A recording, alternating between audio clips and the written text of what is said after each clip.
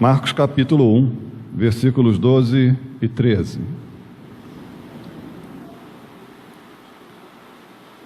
A palavra do Senhor diz assim, Marcos capítulo 1, versículos 12 e 13. E logo o Espírito o impeliu para o deserto, onde permaneceu 40 dias sendo tentado por Satanás. Estava com as feras, mas os anjos o serviam. Apenas esses dois versículos. Deus nos abençoe pela leitura da sua palavra santa. O subtítulo na minha Bíblia é a tentação de Jesus, onde Marcos cita apenas dois versículos aqui a respeito da tentação.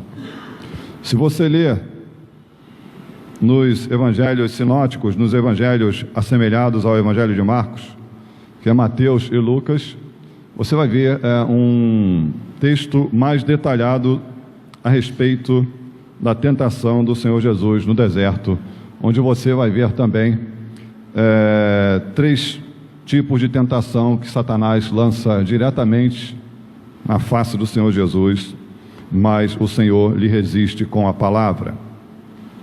Marcos resumiu. Marcos, que tem um público predominantemente romano, não se preocupou, por exemplo, com a questão da genealogia, né, que para o judeu é muito importante. Então, Marcos vai direto ao assunto e já no primeiro capítulo ele fala de João Batista, do batismo de Jesus e da tentação de Jesus, nos versículos 12 e 13, bem direto, né, bem resumido.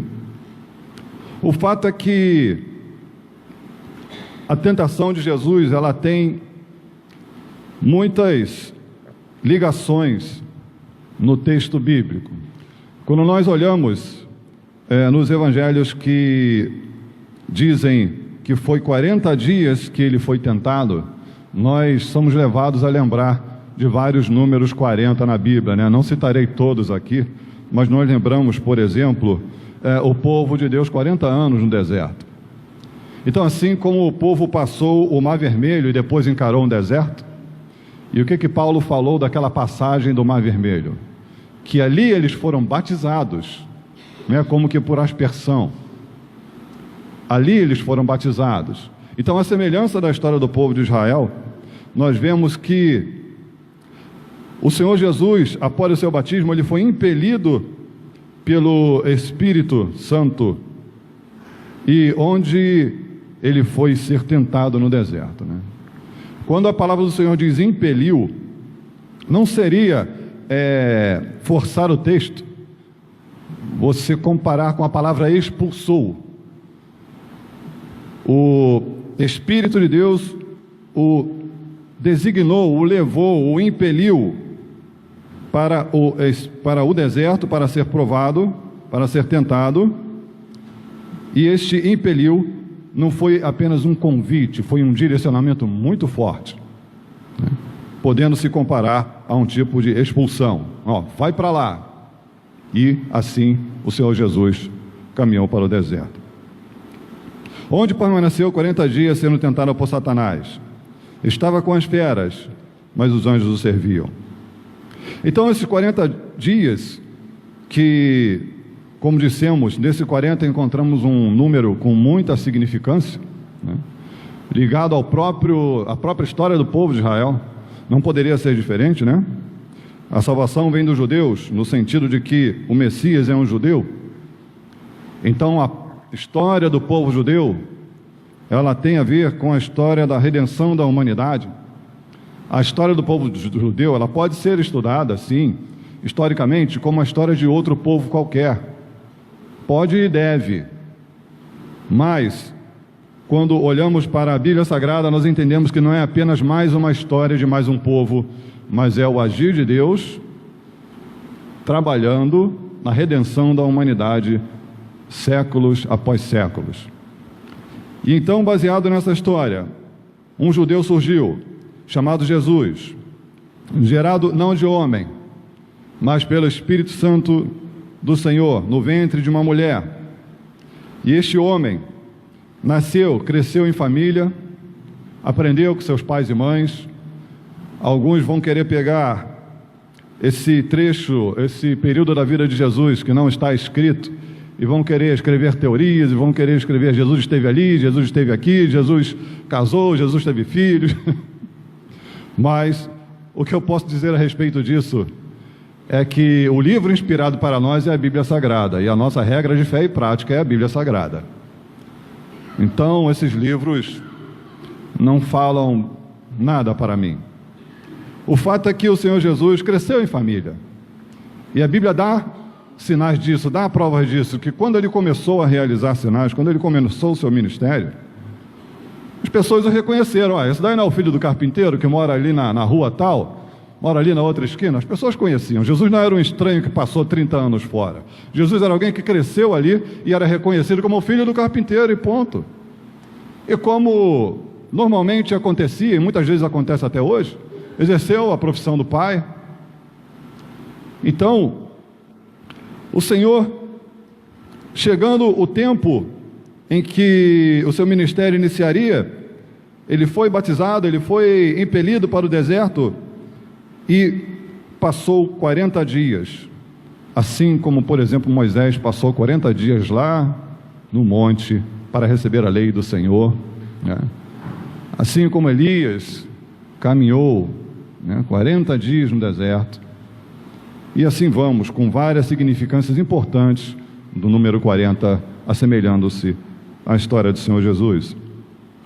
E nós vemos que esse número 40 está presente no nosso calendário hoje, né?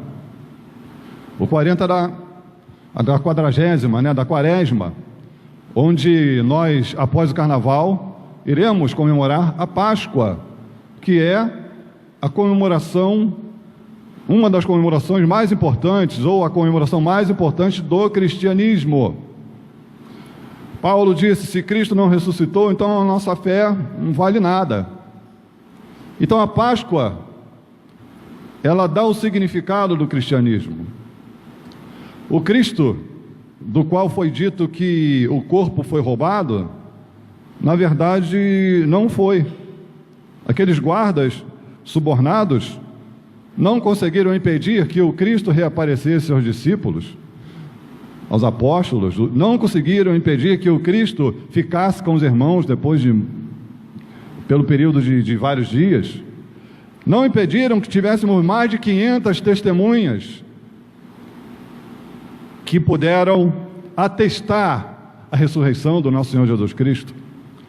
A mentira daqueles guardas não impediram que Tomé, mesmo descrendo, pudesse tocar na ferida do Senhor Jesus e depois levou um puxão de orelha, porque você viu, você creu.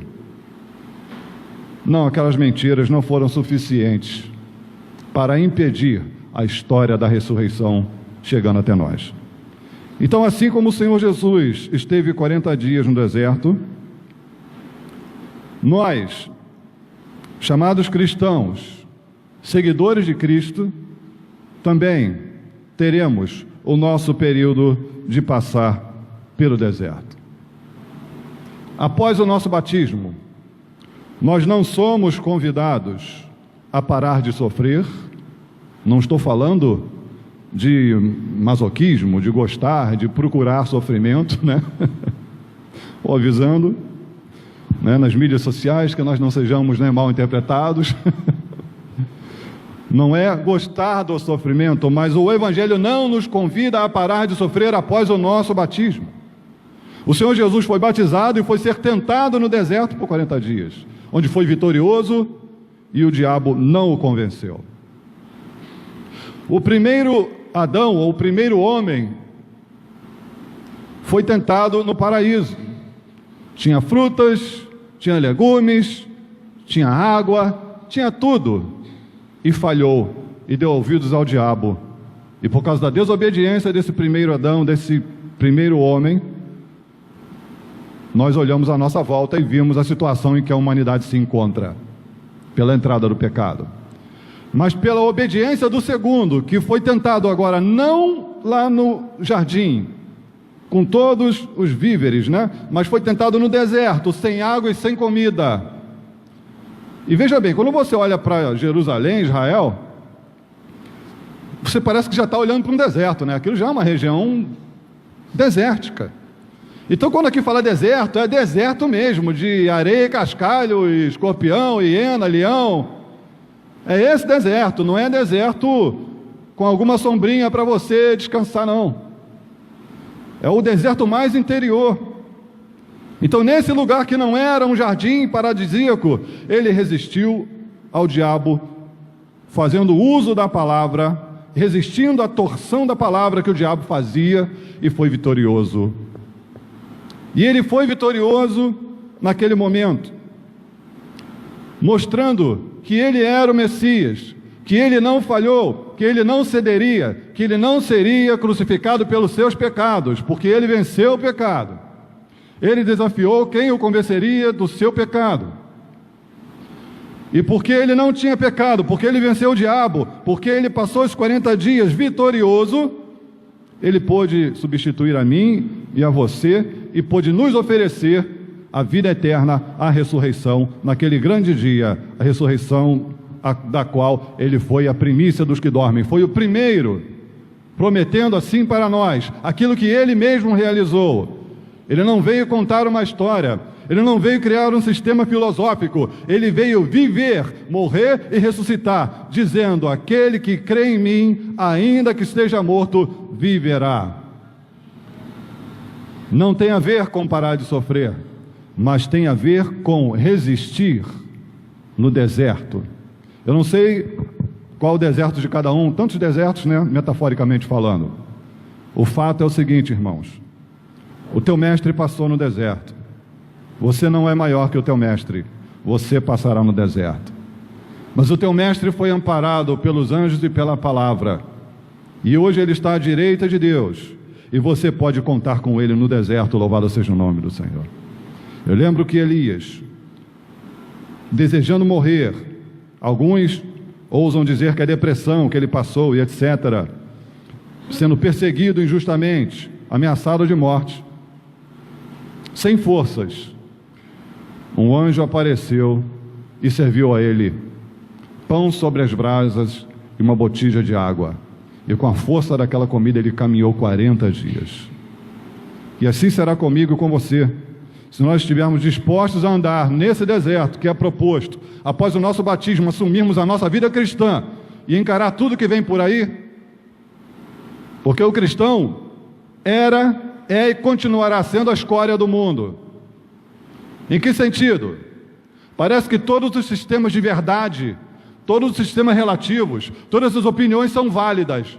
Mas quando um cristão fala: você está discriminando, você está falando coisa que eu não concordo, parece que todo mundo tem voz nesse planeta, menos o cristão. Existe uma contradição muito grande aí, nesse tipo de democracia, nesse tipo de liberdade de expressão. Então, após o nosso batismo, somos chamados a esse enfrentamento. Somos chamados para o nosso deserto particular. Somos chamados para o nosso deserto que a igreja vive na face da terra. E não apenas aquela igreja que sofre uma perseguição mais voraz. Mas nós somos chamados também a confiar no Senhor, que nos dará pão e água para cumprir a nossa caminhada até aquele grande dia. Louvado seja o nome do Senhor. Se quaresma, se 40 dias que nós observamos antes da Páscoa, antes da morte e ressurreição, significam sofrimento, meditação, que nós possamos meditar, jejuar, orar, ler a palavra e realmente entender que o deserto existe. Mas não é para você atravessar de Ferrari com ar-condicionado, é para você atravessar a pé, confiando na provisão do Jeová Jiré, o Deus proverá. Que Deus assim nos abençoe pela sua palavra santa, em nome de Jesus Cristo.